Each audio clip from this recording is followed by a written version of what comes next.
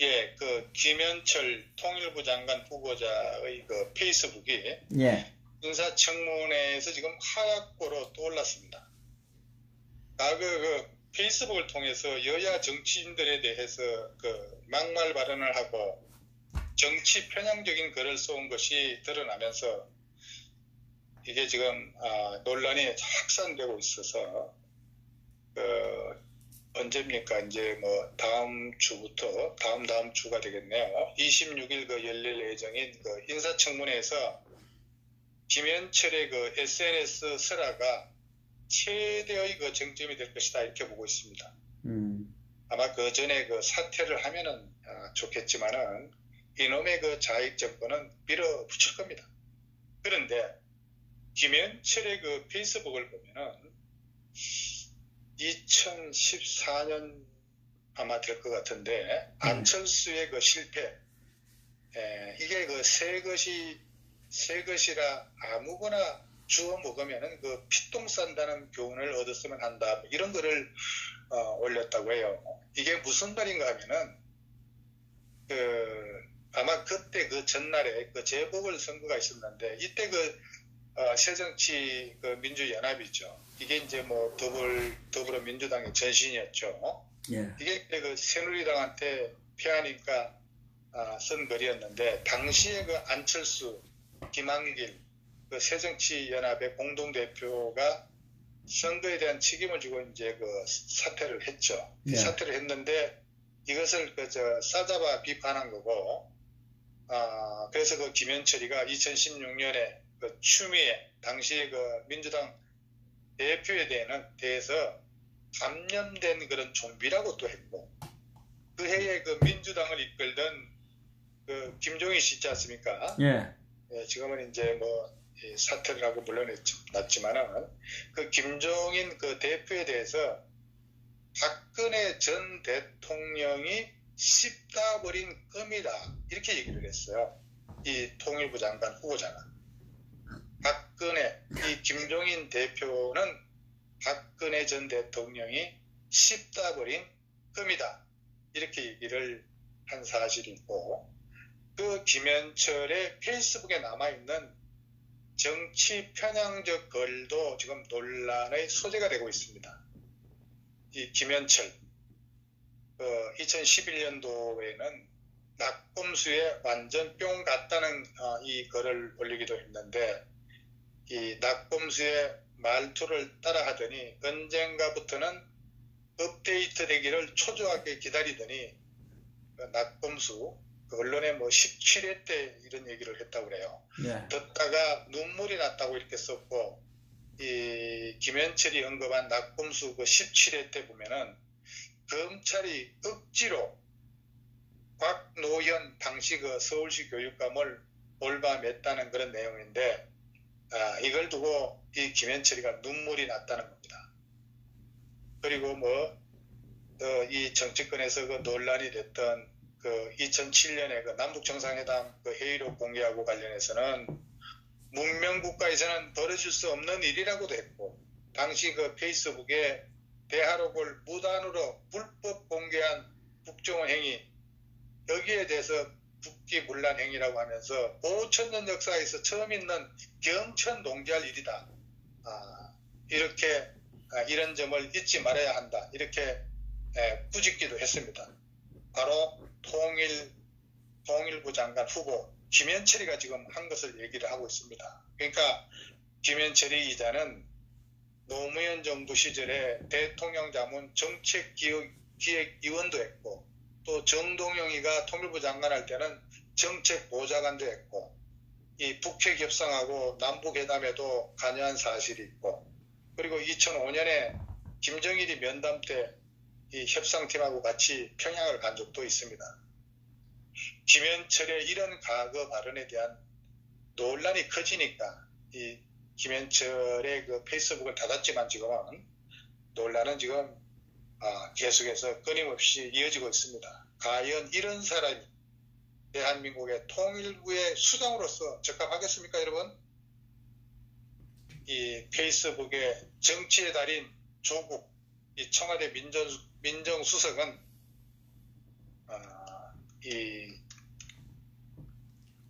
페이스북을 그렇게 즐기면서 정작 검증대상 후보의 그 페이스북은 안 받겠어요?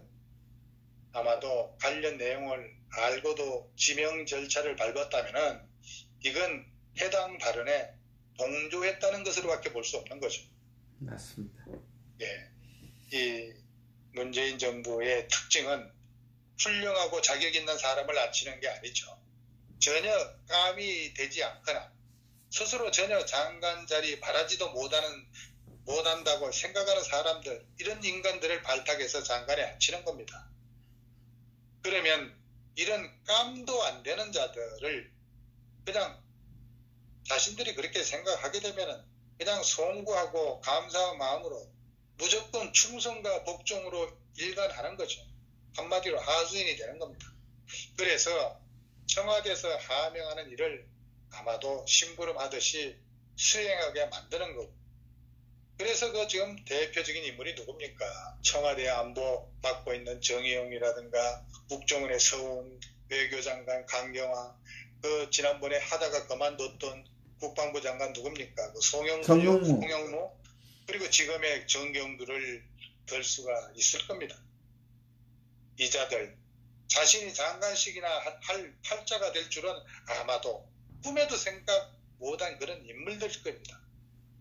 송영무는 심부름을 하긴 했지만 헛소리 몇 번 하는 바람에 잘렸고, 조명규는 말을 잘 듣는 척 했는데 원래 이자의 속성을 파악한, 그래도 조명구는 아마 속으로는 좀 균형 감각이 좀 있다, 뭐 이렇게 그런 말들도 나돌기는 했습니다. 그렇지만은 이후에 잘라버렸습니다. 주변 사람들 아무도 김현철 같은 수준의 인물이 발탁된 것에 놀라고 있는 중인데 이자가 싸가지 없는 게 문제가 될지는 모르겠습니다. 왜 자아빠리 정권은 하나같이 종북 성향이나 행적을 가진 자들만 골라서 임명하려는 걸까요? 예. 이러니 자아빠리는 종북이라는 명제가 성립되고 있는 겁니다.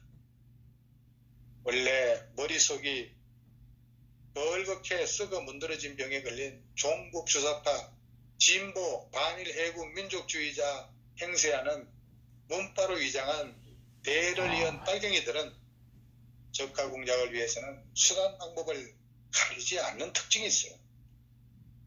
거의 대부분 저질 술책을 쓰면서 상대방에게 해악을 끼치려 합니다.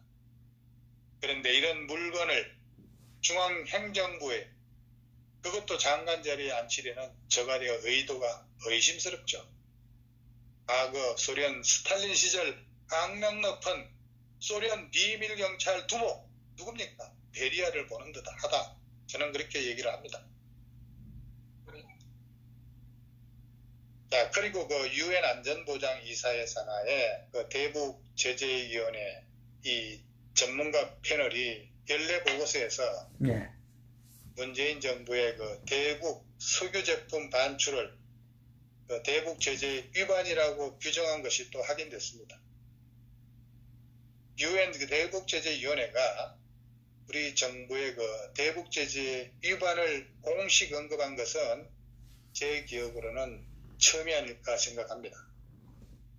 이건 그동안의 그 대북 석유 제품 반출에 대해서 대북 제재 위반이 아니다고 해온 그 문재인 정부 입장과는 배치되는 것이죠. 이에 따라 대북 제재 유지 입장을 거듭 밝혀온 미국 정부와의 마찰이 제기될 것이다, 이렇게 보고 있습니다. 그 유엔 대북 제재 그 보고서가 무려 뭡니까? 뭐 154페이지에 그 달하고 있다는데, 북한에 대한 그 비과세 상품 수출, 이게 이제 바로 정유 제품과 아마 그 원유를 말하는 거죠. 예. 이 항목에서 작년에 그 8월 달인가요? 그 개성 그 남북 공동연락사무소 설치 과정에서 석유 제품이 반출된 것에 대해서 한국 정부의 사실관계를 확인한 그런 내용을 수록했다고 하는데, 이거 뭐 빠져나갈 구멍이 없게 됐습니다. 그렇다면은 조만간 은행 한 군데의 시범 케이스로 세컨더리 보이콧으로 제재를 가한다고 하면은 우리 대한민국 신용도 떨어지고 외국 자본 대거로 빠져나가게 되면은 한국이 살아남을 수 있을지 정말 큰 걱정이 아닐 수 없습니다. 지금까지 계속 제기되고 있는 벤츠 제공 의혹에다가 석유 반출까지 위반이라 이러다가 한국인 통째로 세컨더리 보이콧 당하게 생겼습니다. 사실 이 부분은 국가와 국민을 위해 일하는 공무원이 UN 제재의 규정도 모르고 뭐하고 있다는 데 경악을 금치 않을 수 없습니다. 세계적으로 모두 지켜보고 있는 상황인데 가장 모범이 되어야 할 우리 스스로가 제재 규정을 제일 먼저 위반했다는 것은 나라의 명예를 너무나도 심각하게 훼손시킨 위반이다, 이렇게 할 수 있습니다. 여기에 또 관련자들은 지호화를 막론하고 이거 모두 의법 처리해야 합니다. 솔직히 말해 지금 개성연락소 운영할 때라고 생각합니까? 당장 철수하고 제재를 위반할 수 있는 소지들은 모두 제거해야 합니다. 애들도 아니고 왜들 이러는지 모르겠습니다. 철딱서니 없이 나라 망신시키는 거 어디 허가 받았습니까?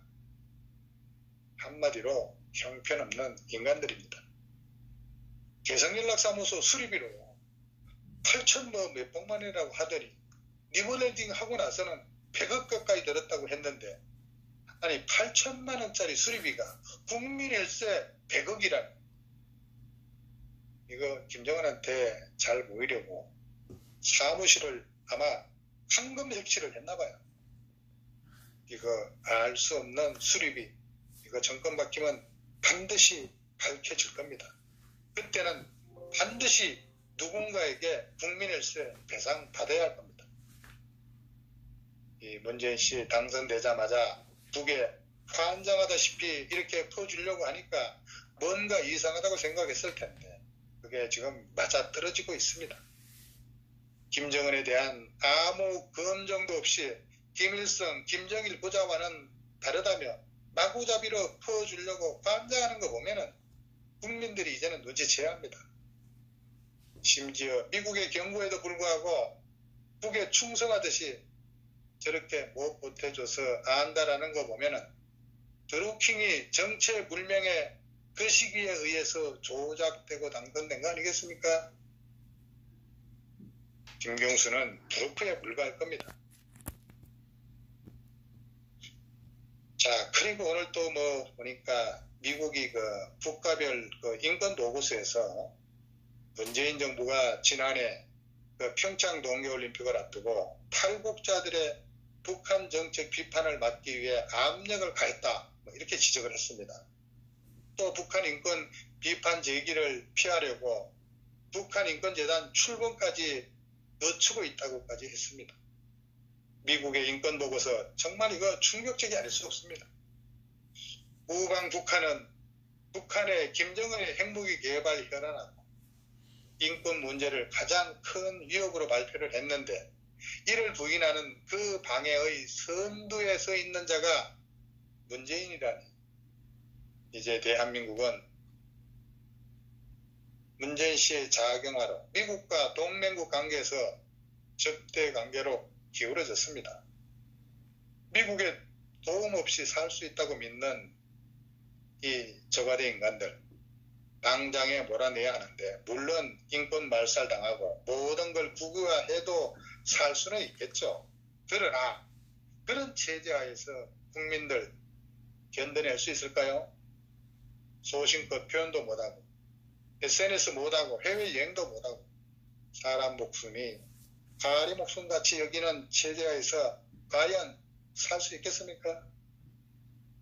문재인 씨는 자기에게 유리하면 입에 개거품 물고 인권 변호사 코스프레하고 자기에게 이익이 없으면 인권이고 뭐고 개무시하는 그런 사람입니다. 너무 많은 증거가 널려 있어서 다 언급하기도 어려울 겁니다.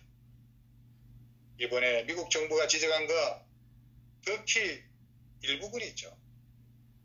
앞으로 문재인 씨에게 인권 변호사라는 그런 말, 어울리지 않는 표현, 이거 사용하지 말기를 바랍니다. 그동안 중재자 역할을 하겠다고 의욕이 넘치도록 당당했는데 지금 보니까 저울추가 북으로 너무 기울었습니다.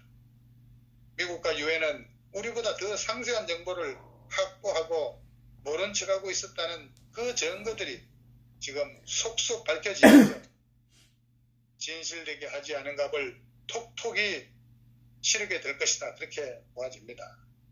미국이 이런 인권 말살 정책을 쓰고 있는 문 정권을 우방 파트너로 절대 인정하지 않을 것입니다.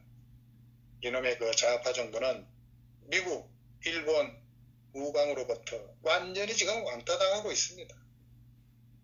미국의 지식층이 문재인의 문제에 대해서는 이미 알았겠지만은 그동안 여러 가지 이유로 입을 다물고 있었는데 이제 서서히 포문을 열기 시작했다는 것은 김정은과 같이 문제를 삼겠다 이렇게 보고 있는 겁니다. 가짜 평화수 하는 거 말고 조금도 본받을 것이 없는 존재가 나라의 지도자가 되었다니 대한민국 국민은 처절하게 반성을 하고 촛불로 가장한 거짓과 선동에서 깨어나야 할 텐데 이거 큰일입니다. 그리고 북한 선전 매체가 작년 7월인가요? 남조선 당국도 종전선언 문제를 수수관관하지 말라 뭐 이런 논평을 내니까 그때 강경화가 뭐라고 얘기를 했냐면 그 며칠 후에 종전선언은 우리의 외교적 과제다 이렇게 화답을 한 것으로 알고 있습니다. 문재인은 종전선언을 했다가 문제가 생기면 취소하면 그만이다 이렇게 상식 밖의 말까지 하면서 종전선언을 미국에 종용하기도 했습니다. 그리고 김정은이 그 10월 초인가요? 이 북한을 방문한 그 폼페이오 이 미 국무장관에게 종전선언 이거 중요하지 않다 이렇게 얘기를 했습니다. 그러니까 제재 완화 쪽으로 몸을 트니까 문재인은 유럽 순방에 가서 뭐라고 얘기를 했습니까? 그 유럽 순방길에서 만난 정상들한테 일일이 제재 완화로 비핵화를 촉진하자 이렇게 얘기를 했습니다. 이뿐만 아니라 김정은이 올해 신년사에서 금강산 관광 개성공단 전면 재개 입장을 밝힌 이후로 문재인과 참모들의 하두도 그 김정은 말대로 완전히 옮겨갔습니다. 북한이 원하는 것마다 해주자는 대한민국 정부에 시달린 미국 측 그 피로감을 언론을 통해 표출하기도 했죠. 그게 바로 이 문재인 씨, 이 김정은의 수석 대변인이라는 그 블룸버그 통신의 그 작년 9월달 보도가 대표적인 사례다 이렇게 할 수 있을 겁니다. 이 국제무대에 직접 등장하지 못하는 김정은이 하고 싶은 말을 문재인 씨가 대신해 주고 다닌 것이죠. 한국 정부가 북한과 한몸으로 인식되면은 미국이 내밀한 속내를 털어놓을지 않을지 모른다는 그 우려는 이번에 그 하노이 정상회담을 통해서 현실로 확인됐습니다. 자, 아니 우리 박 박사님 그 정도에서 네. 마무리를 해야 될 것 같아. 지금 배터리 때문에. 예, 여기까지 하겠습니다. 그럼. 예, 수고하셨습니다.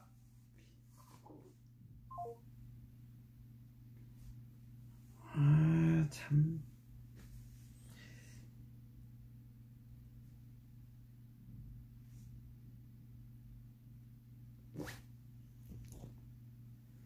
참 어렵다.